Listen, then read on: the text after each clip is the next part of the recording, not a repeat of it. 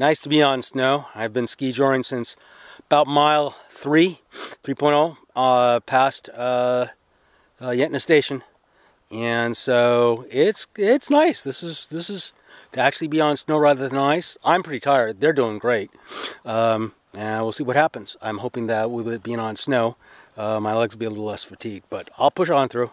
We're on snow, which is nice. I'm melting snow and getting it easily as packed snow. I did notice that when I was on, the few times I was on snow on the skis, it was a lot easier. So hopefully there'll be a lot less fatigue. Third day is always the hard day.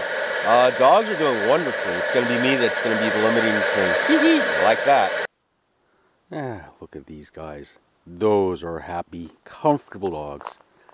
Snow dogs on snow, lying down, having done actually a fair amount of work so far. And we've got a whole bunch ahead of us.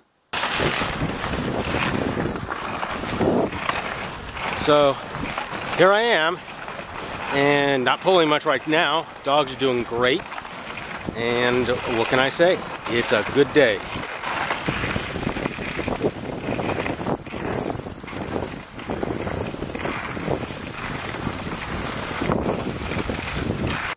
We're in Happy River. I just made it through the steps. We've been beaten up by moguls left and right, but at least this is a little bit of a reward. We're clearly in the Alaska range. This is Rainy Pass Lodge, probably one of the prettier spots along that I've seen of the Iditarod Trail. This is an incredible section of trail. This is crossing the Alaska range. Alright, just to tell people I'm really not shitting when I say my dogs don't follow a trail. This is sort of a very old snowmobile trail. This is the real trail. This is where Lamia wanted to take us.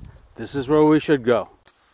So made a really sad error last night that cost not so much mileage as time.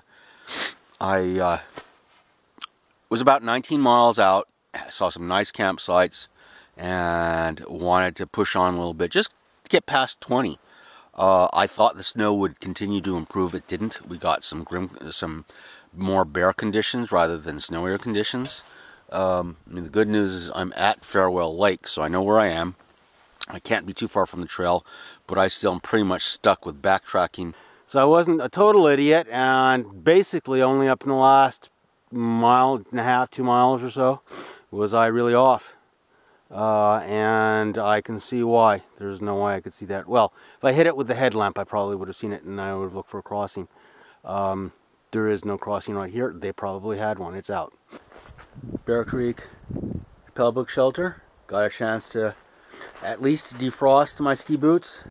Well, here's my humble abode, at least where I've been living for the past 24 hours. Just right around that, just a hair over it. In Nikolai. I made it to Nikolai yesterday. The dogs had an easy run yesterday. It was one of 3 they've had. The other 5 days we've been out on the trail have been varying from hard to brutal. We had at least 3 brutal runs and 2 hard ones for them. For me, it's been a little bit different. I've only had really 2 brutal runs and a bunch of hard runs, but only 1 easy run. Yesterday was not an easy run for me. While they were dealing with pretty easy snow conditions, I had to dodge trenches and bare spots in the burn on skis. I did about 25 miles on skis, so I was pretty tired when we got in yesterday. Here we are on the Kuskokwim,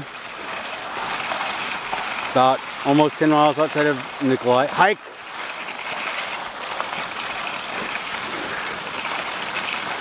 This morning, it probably got well below 0 last night, maybe 10 below. Last night, according to predictions, at least for a while, should be the coldest night we see. Well, here I am. I'm in Takotna. Here's my mess. Lamia? Lamia. Hi, Lamia.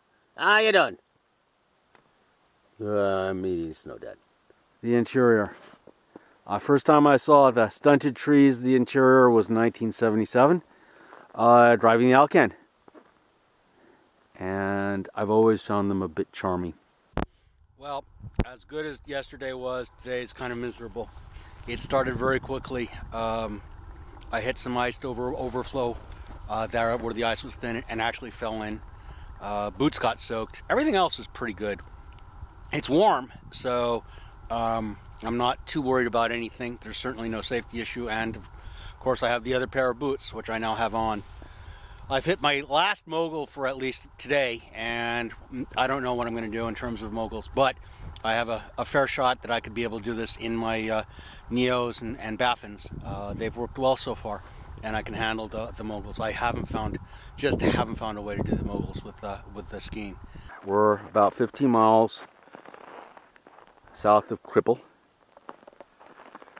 We did make the mileage we needed to do yesterday. Not by a lot, but my goal was 29 miles and 9 hours is a minimum. We have to be doing those kinds of numbers. 29 will get us into Ruby just at the end of our supplies. Here we are. Dogs are pulling. This should be a really easy pull for them. And they're just, hike! Motorman. And they're just hesitating. They're not having any fun. The other case, which was arguably more dangerous because of what the potential was, Musher ran into the tent. It's not that bad a pass. I mean, it's not trivial. It's pretty close to trivial if you want to do it. You just got to take it slow.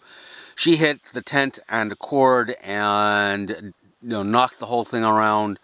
Maybe it's partly my fault because I don't have a great placement. I think she could have easily avoided it. Every musher since then has. But what's appalling, really appalling, is she didn't stop to see if I was okay. Well, here I am. We did about 24 miles yesterday. I was hoping for 25, but had an absolute minimum of 22, and we were on the trail for a little over 8 hours, so it wasn't horrific. It wasn't great by any means. I was a little scared because we started out really, really slow and then hit a steady pace for almost all of the day. It was much slower than I'd liked. We were averaging about 3.3 miles an hour, 3.2, something like that. But we could do that without brakes. The dogs, I went with very few brakes, and the dogs had no problem with that. The brakes were only for me at that point. Give them a little bit of kibble, which they liked. Might as well give them something that makes them feel a little bit better. Well, there's a bit of encouraging news. The Iditarod Trail sweeps just passed. It's real time, later than it should be. 10 after 11. Everybody agrees on everything.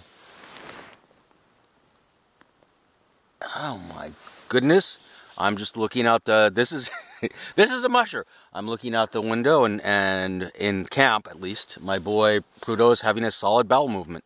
He hasn't for a while. The dog's really upset, and I think that's most of it. Here we are in camp, last camp.